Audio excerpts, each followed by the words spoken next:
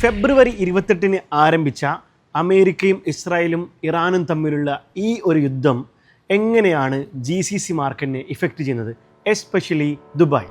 ലോകത്തിൽ ഏറ്റവും കൂടുതൽ കോവിഡിന് ശേഷം ചർച്ചയായത് ദുബായിലെ റിയൽ എസ്റ്റേറ്റിൻ്റെ ബൂമായിരുന്നു.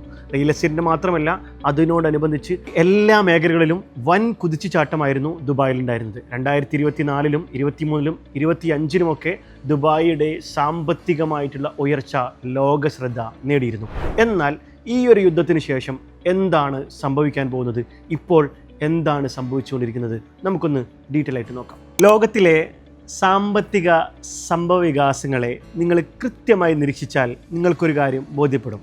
അതായത് ഓരോ 4 വർഷം കഴിയുമ്പോഴും വളരെ വലിയ തോതിലുള്ളൊരു കയറ്റ ഇറക്കം ഈ ഒരു മേഖലയിലെല്ലാം നടക്കാറുണ്ട്. കഴിഞ്ഞൊരു 10-12 വർഷത്തെ കണക്കെടുത്ത് നോക്കിയാൽ അത് വളരെ കൃത്യമായിട്ട് മനസ്സിലാവും. സാമ്പത്തിക മാന്ദ്യമായിരുന്നാലും, കോവിഡ് പാൻഡമിക് ആണെങ്കിലും, ഇപ്പോൾ വന്ന വാറാണെങ്കിലും, ഇതിൽ നിന്നൊക്കെ നമുക്ക് മനസ്സിലാവുന്ന ഒരു കാര്യം, ഈ ഒരു അൺസർട്ടനിറ്റി സ്വാഭാവികമാണ്. ഈ അൺസർട്ടനിറ്റിക്ക് ശേഷം മാർക്കറ്റ് വീണ്ടും പുതിയ രൂപത്തിലേക്ക് വളരെ ശക്തിയോടുകൂടി തിരിച്ചു വരുന്നൊരു കാഴ്ചയാണ് നമ്മൾ കണ്ടത്. ഇപ്പോൾ നടക്കുന്ന യുദ്ധവുമായി ബന്ധപ്പെട്ട് എല്ലാവരും ആദ്യമായിട്ട് ശ്രദ്ധിക്കുന്നത് എന്താണ് റിയൽ എസ്റ്റേറ്റിൽ സംഭവിച്ചെന്നുള്ളതാണ്. ദുബായ് പോലുള്ളൊരു രാജ്യത്ത് കോവിഡിന് ശേഷം ഉണ്ടായിരുന്ന റിയൽ എസ്റ്റേറ്റിലെ വലിയൊരു ബൂം ലോകത്താകമാനം ചർച്ചയാവുകയും ചൈനയടക്കമുള്ള വൻകിട രാജ്യങ്ങളിൽ നിന്നുള്ള ആളുകൾ വരെ റിയൽ എസ്റ്റേറ്റിൽ വലിയ തോതിൽ ഇൻവെസ്റ്റ്മെൻറ്റ് ചെയ്യാൻ ദുബായിലേക്ക് വരുന്നൊരു കാഴ്ചയായിരുന്നു നമ്മൾ കണ്ടിട്ടുണ്ടായിരുന്നത്. എന്താണ് ഇനി റിയൽ എസ്റ്റേറ്റിൽ സംഭവിക്കുക, ഇപ്പോൾ എന്താണ് സംഭവിച്ചുകൊണ്ടിരിക്കുന്നത്, കഴിഞ്ഞ 4-5 വർഷമായിട്ട് റിയൽ എസ്റ്റേറ്റിൽ എന്താണ് സംഭവിച്ചത് എന്ന് നമുക്ക് കൃത്യമായ ഡാറ്റ നോക്കിയാൽ നമുക്ക് വളരെ വ്യക്തമായിട്ട് കാര്യങ്ങൾ മനസ്സിലാവും. നമുക്ക് ഓർമ്മയുണ്ട് കോവിഡിൻ്റെ ഒരു കാലഘട്ടം, പ്രത്യേകിച്ച് പ്രവാസത്തെ ഏറ്റവും കൂടുതൽ ആശ്രയിച്ചിരുന്ന മലയാളികൾ ബുദ്ധിമുട്ടിയിരുന്ന, അല്ലെങ്കിൽ പല രാജ്യത്തിലും ഓപ്പൺ ആവാതെ സ്റ്റക്ക് എന്നൊരു കാലഘട്ടം ഉണ്ടായിരുന്നു. ആ ഒരു പ്രതിസന്ധി ഘട്ടത്തിൽ ലോകത്തിന് മുന്നിൽ ആദ്യമായി അവസരങ്ങളുടെ വാതിലുകൾ വീണ്ടും തുറന്നു നൽകി ലോകത്തെ മുഴുവനായിട്ട് അട്രാക്ട് ചെയ്തത് ദുബായ് ആയിരുന്നു, UAE ആയിരുന്നു. 2024-ൽ ദുബായിലെ റിയൽ എസ്റ്റേറ്റിൻ്റെ ടോട്ടൽ ട്രാൻസാക്ഷൻ അറൗണ്ട് 500 ബില്യൺ വർത്തിലേക്ക് വന്നിട്ടുണ്ടായിരുന്നു. അതിനുശേഷം 2025 അവസാനിക്കുമ്പോൾ 900 ബില്യൻ്റെ ട്രാൻസാക്ഷനാണ് ദുബായ് റിയൽ എസ്റ്റേറ്റിൽ നടന്നത്. ഇവിടെ നമ്മൾ കൃത്യമായിട്ട് മനസ്സിലാക്കേണ്ട ഒരു കാര്യം, who made the come back after the കോവിഡിന് ശേഷം ഏറ്റവും മികച്ച രൂപത്തിൽ തിരിച്ചു വന്നത് ആരൊക്കെയായിരുന്നു, എങ്ങനെയാണ് അവർ തിരിച്ചു വന്നത്? കോവിഡിൻ്റെ കാലഘട്ടത്തിൽ വർഷങ്ങളായിട്ട് ദുബായ് റിയൽ എസ്റ്റേറ്റിൽ ഉണ്ടായിരുന്ന പലരും അവസാനിപ്പിച്ച് പോയവരുണ്ട്. അവിടെ ആ ഒരു പ്രതിസന്ധിയിലും പിടിച്ചു നിന്നവർ വലിയ നേട്ടം ഉണ്ടാക്കുന്ന ഒരു കാഴ്ചയാണ് നമ്മൾ കണ്ടത്. അവരെങ്ങനെയാണ് ഈ ഒരു നേട്ടം ഉണ്ടാക്കിയത്? ഏതൊരു പ്രതിസന്ധി കാലഘട്ടത്തെയും നല്ല അവസരമാക്കി പ്രിപ്പയർ ചെയ്യുന്ന ആളുകൾ മാർക്കറ്റ് വീണ്ടും അപ്പാവുമ്പോൾ ഡോമിനേറ്റ് ചെയ്യുന്നൊരു കാഴ്ചയാണ് നമ്മൾ കാണാറുള്ളത്. ഇതിൽ ഏറ്റവും പ്രധാനപ്പെട്ട പോയിന്റ് ട്രസ്റ്റ് വിത്ത് ക്ലയൻസ് എന്നുള്ളതാണ്. ഇവിടെ വലിയ കോർപ്പറേറ്റ് റിയൽ എസ്റ്റേറ്റ് കമ്പനികളുടെ കാര്യമല്ല ഞാൻ പറയുന്നത്. അവർക്ക് ഓൾറെഡി ഒരു ട്രസ്റ്റ് ഉണ്ടാവും, മാർക്കറ്റിൽ ഒരു ബ്രാൻഡ് ഉണ്ടാവും, അത് വളരെ സ്വാഭാവികമാണ്. പക്ഷേ ചില ഏജൻറ്റുമാർ, അല്ലെങ്കിൽ ചില പുതിയതായിട്ട് വന്നതും അല്ലെങ്കിൽ നിലവിലുള്ളതുമായ പല ഏജൻറ്റുമാരും കൃത്യമായി തങ്ങളുടെ ഓഡിയൻസുമായിട്ട് കമ്മ്യൂണിക്കേഷൻ നിലനിർത്തുകയും സോഷ്യൽ മീഡിയയെ കൃത്യമായിട്ട് ലെവറേജ് ചെയ്തിട്ട് ആ ഒരു ട്രസ്റ്റ്, കാരണം പാൻഡമിക്കിന് ശേഷം മാർക്കറ്റിൽ വരുന്ന ഒരു ഓപ്പർച്യൂണിറ്റി കൃത്യമായിട്ട് തങ്ങളുടെ ഓഡിയൻസുമായിട്ട് കമ്മ്യൂണിക്കേറ്റ് ചെയ്ത് അത് ബിസിനസ്സിലേക്ക് കൺവേർട്ട് ചെയ്യാൻ ഇവർക്ക് സാധിച്ചത് ആ ഒരു ട്രസ്റ്റ് ക്രിയേഷൻ പ്രോസസ്സ് ഭംഗിയായി നടത്തിയത് കൊണ്ടാണ്.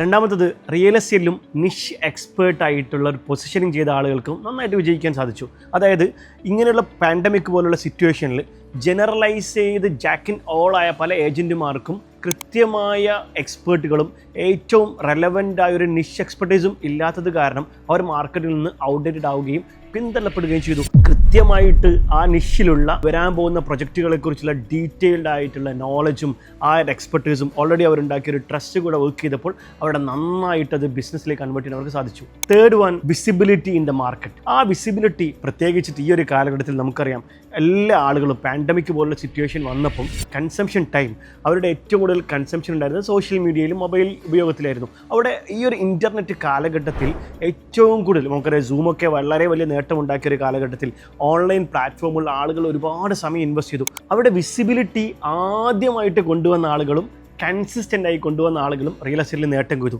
പക്ഷേ ചില ആളുകൾ അവിടെ പിന്തള്ളപ്പെട്ടു പോകാനുള്ള കാരണം അവർക്ക് ഒരുപാട് കാലത്തെ എക്സ്പീരിയൻസും അനുഭവങ്ങളും മാർക്കറ്റിനെ കുറിച്ച് നോളജൊക്കെ ഉണ്ടെങ്കിലും അവർ വിസിബിലിറ്റിയിലേക്ക് വന്നില്ല. പിന്നെ ഇതിനൊന്നും ആവശ്യമില്ല, എനിക്ക് കണ്ടന്റ് ക്രിയേഷൻ്റെതോ അല്ലെങ്കിൽ പിന്നെ സോഷ്യൽ മീഡിയ ഉപയോഗിച്ചിട്ട് വീഡിയോ ചെയ്യേണ്ടതോ അല്ലെങ്കിൽ ഒരു പേഴ്സണൽ ബ്രാൻഡ് ബിൽഡിങ്ങൊന്നും ആവശ്യമില്ല, ഞങ്ങൾക്ക് ഓൾറെഡി വലിയൊരു കസ്റ്റമർ ബേസ് ഉണ്ട് എന്ന് പറഞ്ഞിരുന്ന ആളുകൾ ഔട്ട്ഡേറ്റഡ് ആവുന്ന ഒരു കാഴ്ച റിയൽ എസ്റ്റേറ്റ് അനലൈസ് ചെയ്ത് ഏതൊരാൾക്കും മനസ്സിലാവും. കാരണം ഒരുപാട് പുതിയ ആളുകൾ, ഇവൻ യങ് ആയിട്ടുള്ള ഒരുപാട് ബ്രോക്കേഴ്സ് വരികയും വർഷങ്ങളായിട്ടുള്ള എക്സ്പീരിയൻസ് ഉള്ള ആളുകളെ പിറകിലേക്ക് മാറ്റി അവരൊരു ഡോമിനൻസ് ചെയ്ത ഒരുപാട് എക്സാമ്പിൾ നമുക്കിവിടെ കാണാൻ സാധിക്കും. നിങ്ങൾ ദുബായിലോ അല്ലെങ്കിൽ യുഎഇയിലോ GCCയിലോ എവിടെയാണെങ്കിലും റിയൽ എസ്റ്റേറ്റുള്ളൊരു ബിസിനസ് ഓണർ ആണെങ്കിൽ നിങ്ങൾ കൃത്യമായിട്ടും ശ്രദ്ധിക്കേണ്ട ഈ ഒരു പോയിന്റ്. കാരണം കോവിഡിൻ്റെ സമയത്തും ഒരുപാട് ആളുകൾ ഔട്ട്ഡേറ്റഡ് ആയതുപോലെ അല്ലെങ്കിൽ മാർക്കറ്റിൽ നിന്നും വാനിഷ് ആയതുപോലെ ഈ ഒരു സമയത്തും ഇപ്പോൾ 2026 ഫെബ്രുവരി 28 ആരംഭിച്ച ഈ ഒരു ഇവൻറ്റുമായിട്ട് ബന്ധപ്പെട്ട് നടക്കുന്ന ഈ ഒരു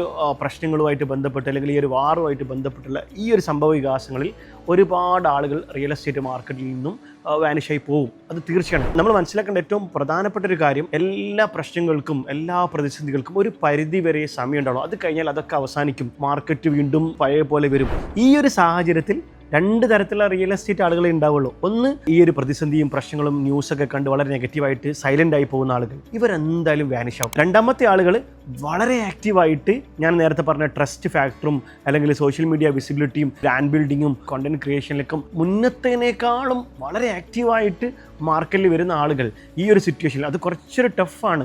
മാനസികമായിട്ടും ശാരീരികമായിട്ടൊക്കെ ഒരുപാട് ചലഞ്ചസ് ഉണ്ടെങ്കിൽ പോലും അവർ വളരെ ആക്റ്റീവായിട്ട് മുന്നോട്ട് വരികയാണെങ്കിൽ അവരായിരിക്കും ഇനി ഫ്യൂച്ചറിൽ ഡോമിനേറ്റ് ചെയ്യാൻ പോകുന്നത്. ദുബായ് റിയൽ എസ്റ്റേറ്റിൽ ഒരു ഫൗണ്ടർ ആണെങ്കിൽ എനിക്ക് നിങ്ങളോട് വളരെ ആത്മാർത്ഥമായിട്ട് പറയാനുള്ളത്, this is the best time to build your personal brand. കാരണം നിങ്ങൾ ഇന്നലെ വരെ നിങ്ങൾ ചെയ്തിട്ടില്ലെങ്കിലും ഇന്ന് നിങ്ങൾ തുടങ്ങുകയാണെങ്കിൽ ഈ ഒരു അനിശ്ചിതാവസ്ഥയ്ക്ക് ശേഷം മാർക്കറ്റ് അപ്പാവും, മാർക്കറ്റ് ലൈവാവും പഴയതുപോലെ. കാരണം ദുബായ് ബിൽഡ് ചെയ്തത് വളരെ വിഷണറീസ് ആയിട്ടുള്ള ലീഡേഴ്സാണ്.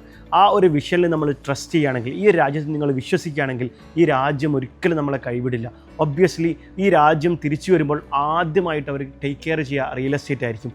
അപ്പോൾ നിങ്ങൾക്കവിടെ ഡോമിനേറ്റ് ചെയ്യാൻ പറ്റും. So this is the best time to build your personal brand. Don't wait for the perfect time.